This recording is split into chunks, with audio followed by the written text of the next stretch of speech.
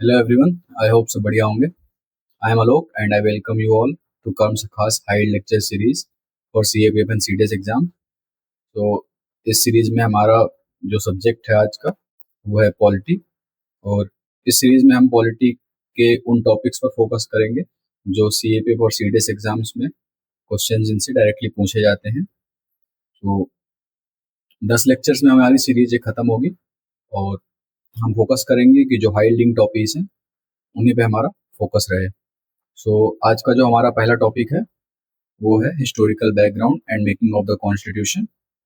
सो इस टॉपिक को हमने आपकी कन्वीनियंस के लिए दो पार्ट्स में डिवाइड किया है जिससे आपको समझने में आसानी होगी. पहला हमारा जो टॉपिक है वो हिस्टोरिकल बैकग्राउंड होगा, दूसरा है मेकिंग ऑफ द कॉन्स्टिट्यूशन. तो ये हमारा पहला टॉपिक है, ये हमारा दूसरा टॉपिक है जो हम आज डिस्कस करेंगे.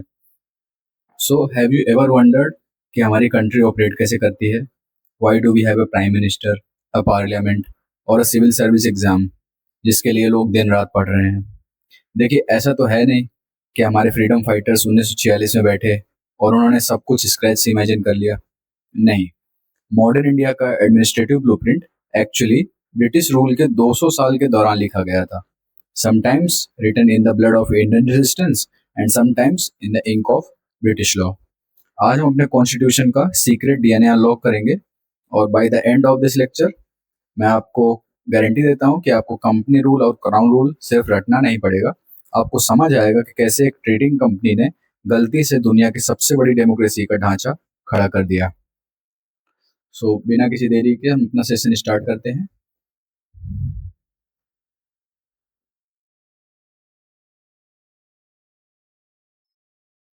सो हम एक बार लिख लेते हैं यहाँ पर जो हमारा टॉपिक है आज का, हिस्टोरिकल बैकग्राउंड.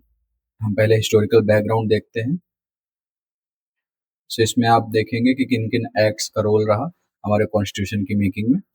सो इस टॉपिक को भी हमने दो पार्ट्स में डिवाइड कर लिया है. तो इसके अंदर जो आता है वो पहला आता है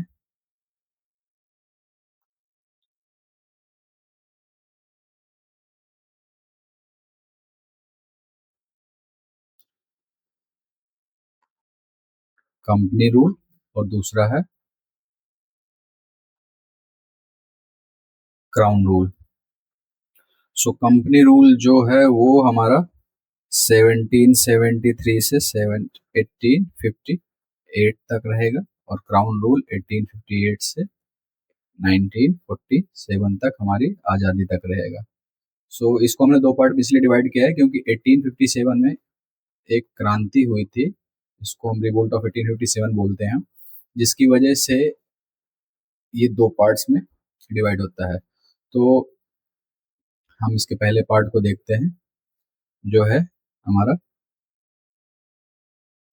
कंपनी रूल.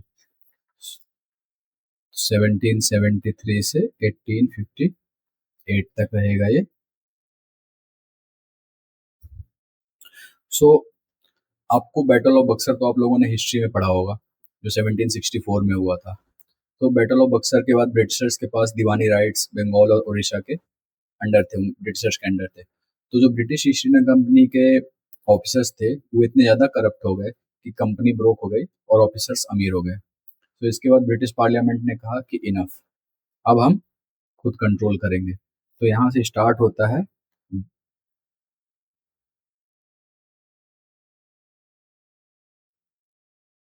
सेंट्रलाइजेशन ऑफ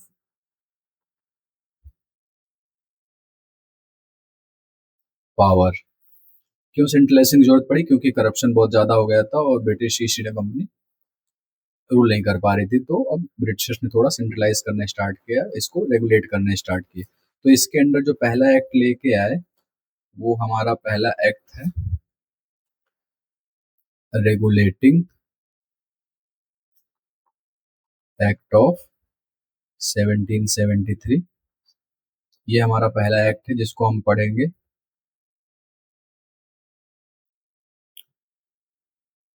तो जैसे कि मैंने आपको बताया कि कंपनी रूल और इसके अंदर हम पढ़ेंगे रेगुलेटिंग एक्ट ऑफ 1773. सो इसको हम बोलते हैं फर्स्ट स्टेप टू सेंट्रलाइजेशन. तो इसको ऐसा क्यों बोला जाता है? क्योंकि पहला एक्ट था जिससे सेंट्रलाइजेशन का प्रोसेस स्टार्ट हुआ था।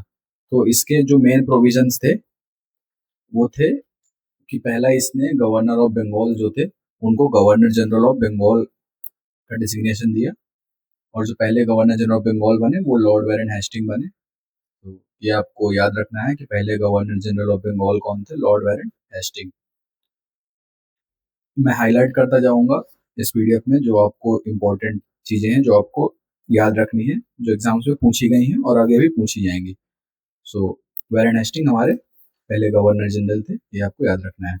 फिर दूसरा इस एक्ट के अंडर क्या हुआ कि बॉम्बे और मद्रास जो प्रेसिडेंसीज थी उनको बंगाल के अंडर सबॉर्डिनेट कर दिया गया। तो दूसरा प्रोविजन था। तीसरा जुडिशियल लैंडमार्क था, इसमें supreme court of supreme court at Calcutta की एस्टेब्लिशमेंट हुई, और इसमें 4 जजेस थे इनिशियली, एक चीफ जस्टिस और 3 अदर जजेस। सो जो हमारे चीफ जस्टिस थे उनका नाम आप याद रख सकते हैं, ये थे हमारे एलिजा इम्पे, जो हमारे पहले चीफ जस्टिस हुए। सो ये मेन प्रोविजंस थे रिलेटिंग एक्ट ऑफ 1773 के। मैं इसको एक बार इसके आपके प्रोविजंस पिरामिड से भी समझा देता हूँ। सो हम एक पिरामिड यहाँ बनाते हैं। तो यहाँ पर मेनली उस टाइम पे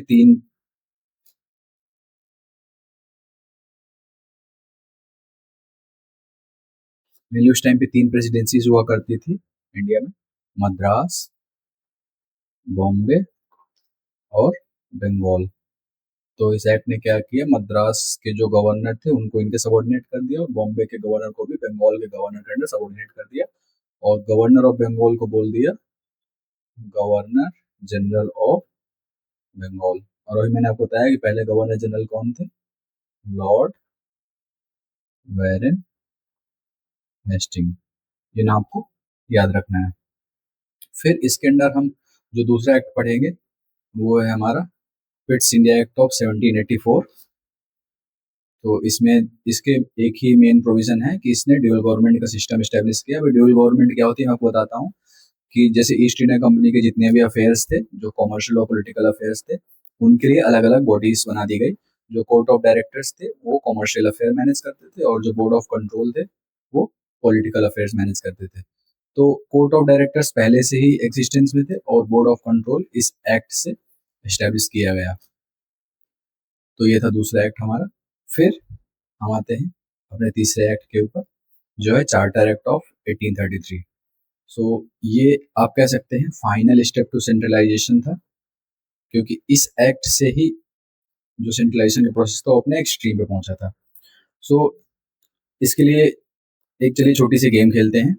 इमेजिन कीजिए आप 1833 में बैठे हैं और आप ब्रिटिश ईस्ट इंडिया कंपनी का सबसे बड़े बॉस हैं लंदन में। तो आपके पास ना व्हाट्सएप है ना ईमेल है, और लंदन से एक चिट्ठी इंडिया भेजने में 3 महीने लगते हैं। अब मुझे आप कमेंट में बताओ कि अगर मद्रास का गवर्नर कोई ऐसी पॉलिसी बना दे जो आपकी कंपनी को डुबा दे, तो आप अगले 3 महीने तक क्या करोगे? कुछ नहीं कर पाओगे, राइट? सो इसी कम्युनिकेशन गैप को खत्म करने के लिए उन्होंने चार्टर एक्ट ऑफ 1833 में सारी की सारी पावर एक ही आदमी, जो कि गवर्नर जनरल ऑफ सारी की सारी पावर 1833 के एक्ट से एक ही आदमी के अंडर रख दी गई। तो चार्टर एक्ट है हमारा 1833 का। इसने सारी पावर्स थी जो ब्रिटिश ईस्ट इंडिया कंपनी की, उसको गवर्नर जनरल ऑफ इंडिया के अंडर रख दिया। और जो पहले गवर्नर जनरल ऑफ इंडिया बने वो थे हमारे लॉर्ड विलियम बेंटिक। सो इनका भी नाम आपको याद रखना है कि हमारे पहले गवर्नर जनरल कौन थे? Lord William Bentinck. ये भी एग्जाम में कई बार पूछा गया है डायरेक्टली, तो आप याद रखिएगा। जैसा कि मैंने बताया कि गवर्नर जनरल ऑफ बंगाल को गवर्नर जनरल ऑफ इंडिया बना दिया गया, और पहले गवर्नर जनरल कौन बने? Lord William Bentinck. फिर इसके बाद इसने जो भी सारी सिविल और मिलिट्री पावर्स थी वो एक सिंगल ऑफिस में रख दी, डिप्राइविंग बॉम्बे और मद्रास उनकी लेजिस्लेटिव पावर भी छीन ली। तो इसने एक चीज और करी थी कि जो ब्रिटिश ईस्ट इंडिया कंपनी के कॉमर्शियल एक्टिविटीज थी उनको भी एक तरीके से एंड कर दिया कंप्लीटली। जो इंडिया में वो ट्रेड कर रहे थे उसको भी एंड कर दिया और उसको एक प्योरली एडमिनिस्ट्रेटिव बॉडी बना दिया। तो ये काफ़ी इंपॉर्टेंट एक्ट था, आप इसको याद रखिएगा। फिर जो चौथा एक्ट आता है वो है चार्टर एक्ट ऑफ 1853। सो इसके अंडर क्या हुआ था कि गवर्नर जनरल काउंसिल्स जो थी उसके दो फंक्शन, जो लेजिस्लेटिव एग्जीक्यूटिव फंक्शन थे, उनको सेपरेट किया गया था। सो ये थोड़ा सा एडमिनिस्ट्रेटिव कन्वीनियंस के लिए किया गया था। लेजिस्लेटिव फंक्शंस थे जो गवर्नर जनरल काउंसिल के, एग्जीक्यूटिव फंक्शन, उनको सेपरेट किया गया था। और open competition system for civil service selection ये इंट्रोड्यूस किया गया था 1854 में। और मकौले कमेटी बनाई गई थी 1854 में, जिसने इसकी रिकमेंडेशन की थी। तो जिसकी रिकमेंडेशन पे open competition system for civil service introduce किया गया था। सो आई होप आपको ये चारों एक्ट समझ में आए होंगे। तो ये काफी इंपॉर्टेंट है, आप याद रखिएगा इनको। तो जो हमारा पहला पार्ट था वो हो गया कंपनी रूल। अब हम दूसरा पार्ट अपना देखेंगे, क्राउन रूल। तो क्राउन रूल हम देखेंगे।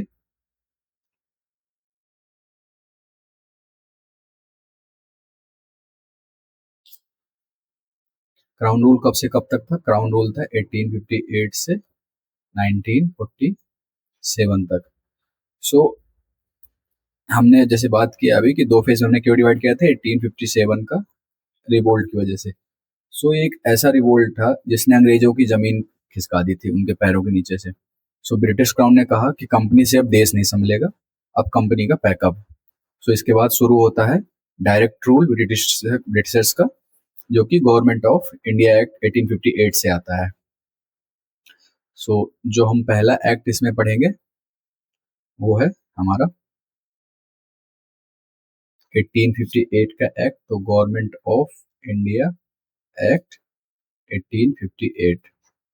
सो इसने जो गवर्नर जनरल ऑफ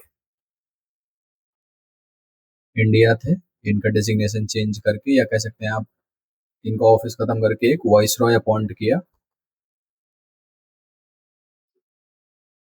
और एक और ऑफिस इंट्रोड्यूस किया इस एक्ट में, जिसको हम बोलते हैं secretary of state in secretary of state establish किया। तो जो हमारे पहले वॉइस रॉय थे वो कौन थे? पहले वॉइस रॉय थे हमारे लॉर्ड कैनिंग। तो ये आपको याद रखना है, ये नाम भी आप याद रखिएगा। ये भी एक इम्पॉर्टेंट फैक्ट है जो डायरेक्ट एग्जाम्स में पूछा गया है। सो जैसे कि हमने देखा, पहला एक्ट है हमारा जो गवर्नमेंट ऑफ इंडिया एक्ट 1858। सो ये 1857 के बाद आया था। इसने ईस्ट इंडिया कंपनी को एक तरीके से अबॉलिश किया और पावर डायरेक्टली ब्रिटिश क्राउन में ट्रांसफर कर दी। और इसने गवर्नर जनरल ऑफ इंडिया को भी इसका डेजिग्नेशन चेंज करके वाइस रॉय ऑफ इंडिया कर दिया। और जो हमारे पहले वाइस रॉय बने वो लॉर्ड कैनिंग थे, तो ये आपको याद रखना है। ये दूसरा प्रोविजन क्या था इसका, इसने जो ड्यूअल गवर्नमेंट एस्टेब्लिश हुई थी पिट्स इंडिया एक्ट 1784 से, उसको भी अबॉलिश किया और एक नया office secretary of state for India भी एस्टेब्लिश किया। तो ये कुछ इसके प्रोविजन है जो आपको याद रखने हैं। फिर इसके बाद अब हम देखेंगे कि इंडियन काउंसिल एक्ट ऑफ 1861। सो आपने ये नोटिस किया कि डेजिग्नेशन बदल गई, गवर्नर जनरल अब वॉइस रॉय बन गए, मतलब क्राउन का डायरेक्ट एजेंट। पर क्राउन को समझ आ गया कि सिर्फ डंडे के दम पर इंडिया पर राज नहीं किया जा सकता, इंडियंस को एडमिनिस्ट्रेशन में लाना ही पड़ेगा। So this brings the Indian council act of 1861। सो इसीलिए इंडियन काउंसिल एक्ट ऑफ 1861 लाया। अब इसमें क्या था, इंडियंस को एडमिनिस्ट्रेशन में लाने के लिए ये एक्ट इंट्रोड्यूस किया गया था। तो इससे बिगिनिंग ऑफ डिसेंट्रलाइजेशन होता है।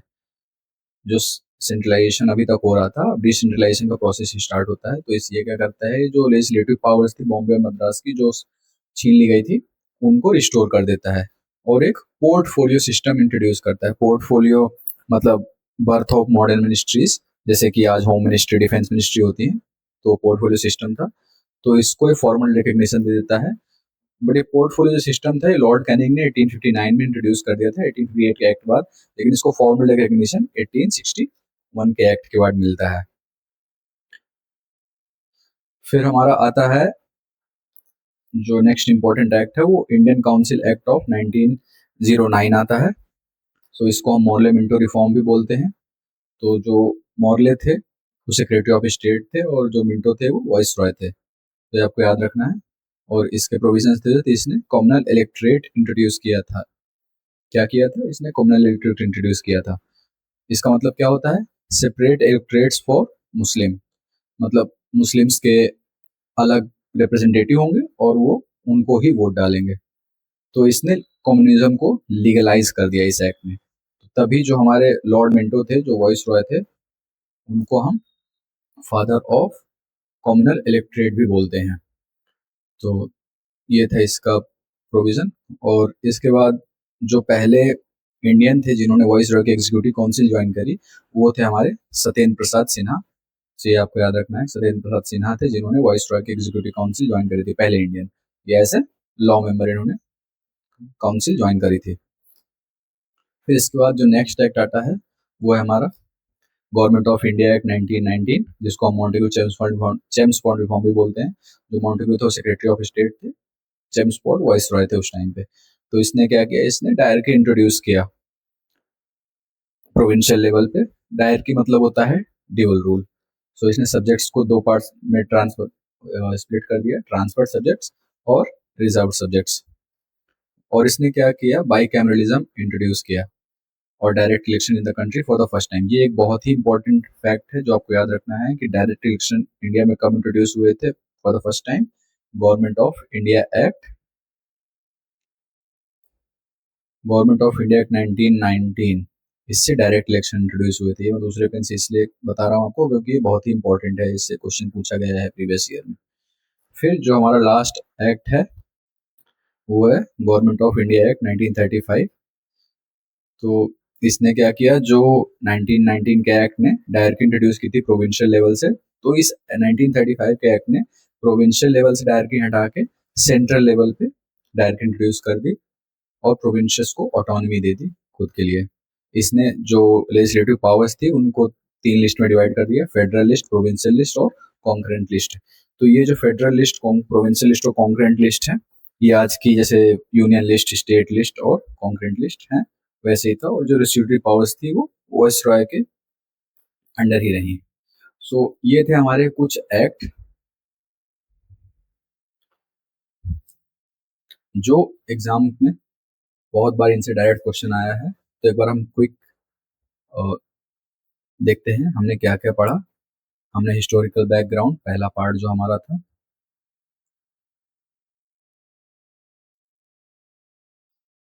पहला पार्ट जो था हमारा, इसको दो पार्ट में पढ़ा हमने। कंपनी रूल, क्राउन रूल, इसमें हमने पढ़ा 1773 का रेगुलेटिंग एक्ट, 1784 का पिट्स इंडिया एक्ट, फिर इसके बाद 1833 का चार्टर एक्ट, 1853 का government of India act. Crown rule के अंडर हमने क्या पढ़ा, 1858 का गवर्नमेंट ऑफ इंडिया एक्ट, फिर 1861 का काउंसिल एक्ट, फिर 1919 का मॉर्लेमेंटो रिफॉर्म, 1919 का मॉन्टेग्यू चेम्सफोर्ड और 1935 का गवर्नमेंट ऑफ इंडिया एक्ट। तो ये इन एक्ट्स पे हमने ज्यादा फोकस इसलिए रखा है क्योंकि क्वेश्चंस मोस्टली इन्हीं के प्रोविजन से पूछे गए हैं। इनके अलावा भी बहुत सारे एक्ट आए थे, जैसे चार्टर एक्ट ऑफ 1833 भी आया था, 1813 आया था। तो ये हम इसलिए लेगा क्योंकि बहुत इंपॉर्टेंट नहीं है एग्जाम प्रोजेक्टिव से। यहाँ भी 1861 के बाद काउंसिल एक्ट आए थे तो वो भी इतने इंपॉर्टेंट नहीं है, इसलिए हम उन पर ज्यादा फोकस नहीं रखा है। हम फोकस अपना उन पे रख रहे हैं जो ज्यादा हमको आउटपुट देंगे, तो जिससे आपका टाइम भी बचेगा और आपका रिवीजन करने में भी इजी रहेगा। तो ये हमारा पहला पार्ट कंप्लीट हुआ। अब हम दूसरे पार्ट की तरफ चलते हैं। दूसरा पार्ट हमारा था मेकिंग ऑफ द कॉन्स्टिट्यूशन। तो मैं आपको एक बार पीडीएफ के थ्रू दिखा देता हूँ। ये आपको पीडीएफ डिस्क्रिप्शन के डिस्क्रिप्शन में लिंक डाल दूंगा इसका, तो आप वहां से इसको डाउनलोड कर सकते हैं, ये अवेलेबल होगी वहां पर, सो आप इससे रिवीजन कर सकते हैं। तो हमारा जो दूसरा पार्ट है वो क्या है, मेकिंग ऑफ द कॉन्स्टिट्यूशन। तो देखिए, अब तक हमने देखा कि कैसे अंग्रेजों ने अपने हिसाब से कानून बनाया, लेकिन अब कहानी बदलेगी। अब Indians will write their own destiny. So let's see how our constitution was actually built piece by the Constituent Assembly, जिसको हम संविधान सभा भी बोलते हैं। So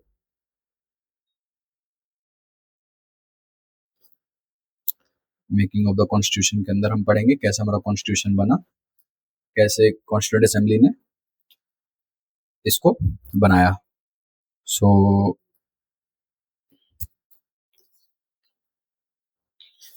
इसके लिए आपको कुछ चीजें समझना जरूरी है। एक हम टाइमलाइन बनाते हैं कि पहले आइडिया कहाँ से आया इसका कॉन्स्टिट्यूशन बनाने का, फिर किसने डिमांड करी थी इसकी, फिर इसके बाद कैसे ये फॉर्म हुई और कैसे इसने काम किया। सो जो आइडिया था ये एम.एन. रॉय के थ्रू आया था 1934 में। फिर 1935 में इंडियन नेशनल कांग्रेस ने इसकी डिमांड करी थी कि हमें कॉन्स्टिट्यूशन चाहिए अपना, और ये फॉर्म हुआ था 1946 में, हमारी कॉन्स्टिट्यूंट असेंबली बनी थी। ये कैबिनेट मिशन आया था, ब्रिटिशर्स ने कैबिनेट मिशन भेजा था जिसने हमारी कॉन्स्टिट्यूंट असेंबली फॉर्म करी थी। सो अब हम देखेंगे कि इस असेंबली में कितने लोग थे, इसका क्या स्ट्रक्चर था, और हमें स्ट्रक्चर समझना जरूरी है क्योंकि यूपीएससी कई बार न्यूमेरिकल ट्रैप्स फंसाता है हमको।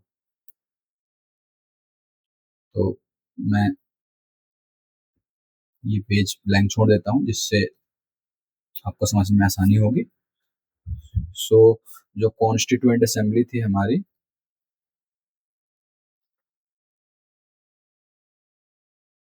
इसमें टोटल जो मेंबर्स थे वो 389 थे। अब इसमें दो तरह के मेंबर्स थे, 296 मेंबर्स थे जो वो हमारे ब्रिटिश इंडिया से आए थे, मतलब ये इलेक्शंस के थ्रू आए थे, ठीक है। और जो बाकी के 93 मेंबर्स थे, ये कह सकते हैं आप, जो सीट्स थी बाकी की 93, वो कैसे फिल होनी थी, वो प्रिंसली स्टेट से फिल होनी थी। प्रिंसली स्टेट से फ्री होनी थी, और इनको राजा महाराजा जो थे वो नॉमिनेट करके भेजेंगे। तो देखिए यहाँ पर एक बढ़िया कानूनी ट्विस्ट है, हमारी असेंबली पार्टली इलेक्टेड थी और पार्टली नॉमिनेटेड, तो ना तो पूरी तरह से जनता ने वोट डाला था। तो इसको आप याद रखिएगा कि ये स्टेटमेंट ट्रू और फॉल्स है, क्योंकि यूपीएससी जो है इस पे कई बार सवाल पूछ चुका है कि कॉन्स्टिट्यूएंट असेंबली पार्टली नॉमिनेटेड थी, पार्टली इलेक्टेड थी, या फुली इलेक्टेड थी, फुली नॉमिनेटेड थी। तो ये आप याद रखिएगा। अब ये देखिए कि असेंबली तो बन गई, पर काम कैसे शुरू हुआ। So let's track the milestone. So जो कॉन्स्टिट्यूएंट असेंबली की पहली मीटिंग थी वो 9 दिसंबर 1946 में हुई। तो इसमें जो हमारे प्रेसिडेंट थे ये पहली मीटिंग के, वो डॉक्टर सच्चिदानंद सिन्हा बने। अब इनको क्यों बनाया गया प्रेसिडेंट, क्योंकि ये सबसे एल्डेस्ट मेंबर थे, और एक फिंच प्रैक्टिस है जिसको प्रैक्टिस किया गया था या जिसको फॉलो किया गया था, इनको प्रेसिडेंट बनाया गया था। तो ये टेम्परेरी प्रेसिडेंट थे हमारी असेंबली के। जो हमारे पहले प्रेसिडेंट हुए वो डॉक्टर राजेंद्र प्रसाद हुए, जो परमानेंट प्रेसिडेंट थे। इनका नाम आप बहुत बार सुनेंगे, इन्होंने कई सारी कमिटी सेट करी, तो आप वो भी याद रखिएगा। तो पहली मीटिंग हमारी 9 दिसंबर 1946 को हुई, जिनमें सच्चिदानंद सिन्हा को टेम्परेरी प्रेसिडेंट बनाया गया और डॉक्टर राजेंद्र प्रसाद को फिर परमानेंट प्रेसिडेंट बना दिया गया। फिर इसके बाद जो नेक्स्ट डेट है वो है 13 दिसंबर 1946 में। इसमें जवाहरलाल नेहरू थे जो, इन्होंने ऑब्जेक्टिव रेजोल्यूशन पास किया। ऑब्जेक्टिव रेजोल्यूशन पास किया असेंबली में। अब ये ऑब्जेक्टिव रेजोल्यूशन क्या था? ऑब्जेक्टिव रेजोल्यूशन ये आगे चलकर हमारे प्रियम्बल बनता है, जिसे हम अगले मॉड्यूल में पढ़ेंगे। तो अभी के लिए आप सिर्फ इतना याद रखिए कि जवाहरलाल नेहरू ने ऑब्जेक्टिव रेजोल्यूशन कौन सी डेट को पास किया था। फिर इसके बाद एक जो इम्पोर्टेंट डेट है वो है 29 अगस्त 1947। इस दिन क्या हुआ था, ड्राफ्टिंग कमेटी हमारी फॉर्म हुई थी। अब ये ड्राफ्टिंग कमेटी क्या थी, ड्राफ्टिंग कमेटी थी जिसको कॉन्स्टिट्यूशन ड्राफ्ट करना था। तो इसका फॉर्मेशन हमारा 29 अगस्त 1947 में हुआ था। सो ये हमारी, इसको कह सकते हैं आप, real engine of the constitution है। सो ड्राफ्टिंग कमेटी का हम थोड़ा देख लेते हैं कि ड्राफ्टिंग कमेटी में कौन कौन था और इसका क्या काम किया इसने, क्योंकि ये इंपॉर्टेंट है। तो ड्राफ्टिंग कमेटी जो थी हमारी, ड्राफ्टिंग कमेटी जो थी इसको हेड कर रहे थे डॉक्टर B.R. अम्बेडकर, और इसमें टोटल 7 मेंबर्स थे। 7 मेंबर्स कमेटी थी, इसके हेड थे हमारे डॉक्टर भीमराव अम्बेडकर, हमारे हेड थे। अब डॉक्टर भीमराव अम्बेडकर और उनकी टीम ने लगभग 60 कंट्रीज के कॉन्स्टिट्यूशन को स्कैन किया, उनमें से बेस्ट चीजें निकाली, और 2 साल 2 ईयर्स 11 मंथ्स एंड 18 डेज में, इतने दिनों के बाद अपनी मेहनत से हमारा कॉन्स्टिट्यूशन और संविधान तैयार किया। सो अब नेक्स्ट चीज हम जो पढ़ने वाले हैं, मैं आपको एक बार PDF से दिखा देता हूँ कि आपको थोड़ा बेटर समझ में आएगा। ये देखिए, ये हमने देखा कि जो M.N. रॉय थे उन्होंने प्रपोजल दिया, ये हमारे फिर कॉन्स्टिट्यूशन एडवाइजर भी बनते हैं आगे चलकर। जो ऑफिशियल डिमांड थी वो 1935 में इंडियन नेशनल कांग्रेस ने करी, फिर अगस्त ऑफर आया जिसने ये डिमांड एक्सेप्ट करी इसकी, और फिर कैबिनेट मिशन के अंडर हमारा कॉन्स्टिट्यूंट असेंबली फॉर्म हुई।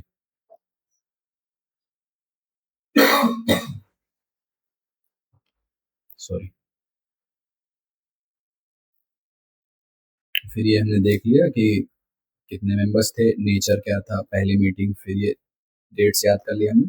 ये B.N. रॉय जो हमारे, जो उन्होंने आइडिया दिया था, ये हमारे कॉन्स्टिट्यूशन एडवाइजर बने। फिर ड्राफ्टिंग कमेटी थी जिसको हमने देखा। अब आप ये ड्राफ्टिंग कमेटी के जो 7 मेंबर्स थे, इनके नाम आपको याद रखने हैं एकदम। ये बहुत बार UPSC पूछ चुका है अपने क्वेश्चंस में डायरेक्टली कि विच of the following is a member of constituent assembly और ड्राफ्टिंग कमेटी, और कौन नहीं थे, तो ये आपको याद रखना है। और एक चीज इसमें और थी कि जो N माधव राव थे, ये N माधव राव, इन्होंने BL मित्तर को रिप्लेस किया था, उनकी तबीयत खराब थी तो इनको रिप्लेस करके माधव राय को लाया गया था। और जो DP खैतान थे हमारे, इनको रिप्लेस करके TT कृष्ण रामाचार्य आए थे, तो ये भी आपको याद रखना है। तो ड्राफ्टिंग कमेटी के मेंबर्स थे जिनको आपको बहुत ही ज्यादा याद रखना है। जैसे कि मैंने आपको बताया, भीमराव अम्बेडकर हमारे हेड थे, बाकी 6 मेंबर थे। और भी कमिटीज थी तो उनको भी हम देख लेते हैं। एक union powers committee, union constitution committee, states committee, जिनके हेड कौन थे, जवाहरलाल नेहरू। तो आपको सिर्फ इनके हेड याद रखने हैं, कौन सी कमेटी का कौन हेड था। फिर provincial constitution committee, advisory committee of fundamental rights and minorities, इनके हेड कौन थे, सरदार पटेल थे। रूल्स ऑफ प्रोसीजर कमेटी और steering committee, doctor Rajendra Prasad, इनके हेड थे। तो ये आप कमिटीज के हेड याद रखिएगा, ये क्वेश्चन से डायरेक्टली पूछा जाता है CAPF के एग्जाम और CDS के एग्जाम्स में। सो अब कुछ हम UPSC के ट्रैप्स देख लेते हैं, कैसे UPSC फ्रेम करता है क्वेश्चन और हमको फंसाने का ट्राई करता है। तो जो हमारी कॉन्स्टिट्यूएंट असेंबली थी, वो जब कॉन्स्टिट्यूएंट बॉडी की तरह मिलती थी तो उसको राजेंद्र प्रसाद हेड करते थे, और जब वो लेजिस्लेटिव बॉडी की तरह मिलती थी तो उसको हमारे GV मावलंकर हेड करते थे। GV मावलंकर हमारे पहले स्पीकर ऑफ लोकसभा भी बने, स्पीकर ऑफ लोकसभा। तो इनका भी नाम आपको याद रखना है।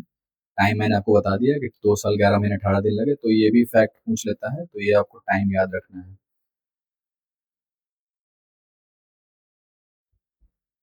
फिर एक चीज और आपको याद रखनी है कि जो एलिफेंट था उसको as a symbol of constituent assembly, या कह सकते हैं सील ऑफ कॉन्स्टिट्यूएंट असेंबली, हमारा क्या था, एलिफेंट था। तो ये फैक्ट भी आपको याद रखना है, यहाँ से UPSC क्वेश्चन पूछता है, इसलिए मैंने आपको बता दिया।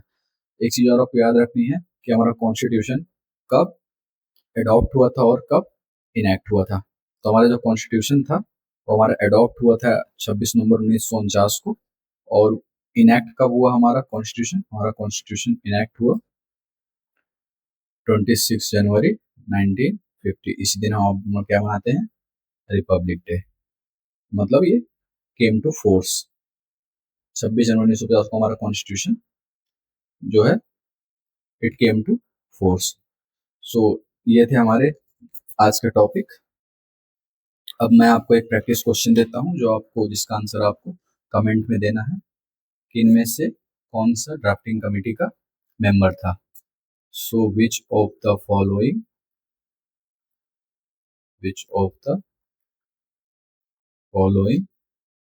was not the member of drafting committee. पहला ऑप्शन है आपका के एम मुंशी, दूसरा ऑप्शन है आपका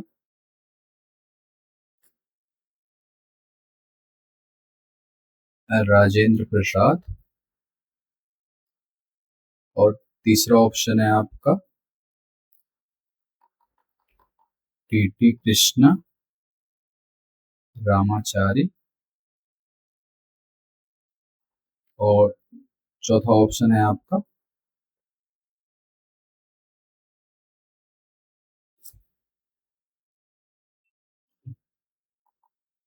माधव राव। तो ये चार ऑप्शन है, आपको बताने हैं कौन सा ड्राफ्टिंग कमेटी मेंबर नहीं था। इसका आंसर आप कमेंट में दे सकते हैं। सो आपने देखा कैसे एक करप्ट कंपनी से शुरू होकर हम एक डिवॉल्ट फेडरल स्ट्रक्चर तक पहुंचे।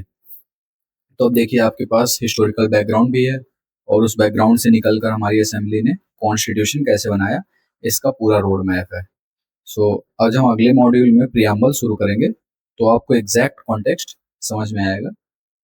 सो ये हमारा पहला क्लास था इस सीरीज का, जिसमें हमने पढ़ा हिस्टोरिकल बैकग्राउंड, कंपनी रूल और क्राउन रूल। सो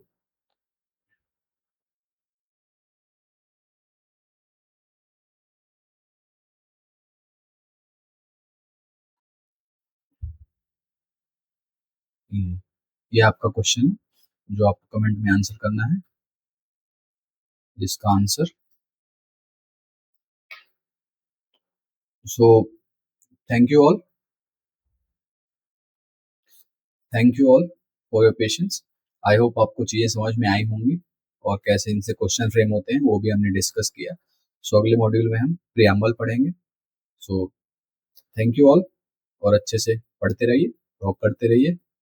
और इस पीडीएफ या इस टॉपिक के अगर आपको मॉक्स देने हैं तो उसका लिंक मैं आपको डिस्क्रिप्शन में दे दूंगा, वहाँ से आप मॉक्स डाउनलोड कर सकते हैं और अपना प्रैक्टिस कर सकते हैं। और जो पीडीएफ मैंने आपको दिखाई उसकी लिंक मैं आपको डिस्क्रिप्शन में दे दूंगा, वो आप कर्म सखा की ऑफिशियल वेबसाइट से डाउनलोड कर सकते हैं। सो मिलते हैं अगले मॉड्यूल पे, तब तक के लिए अपना ध्यान रखिए। थैंक यू एंड जय हिंद।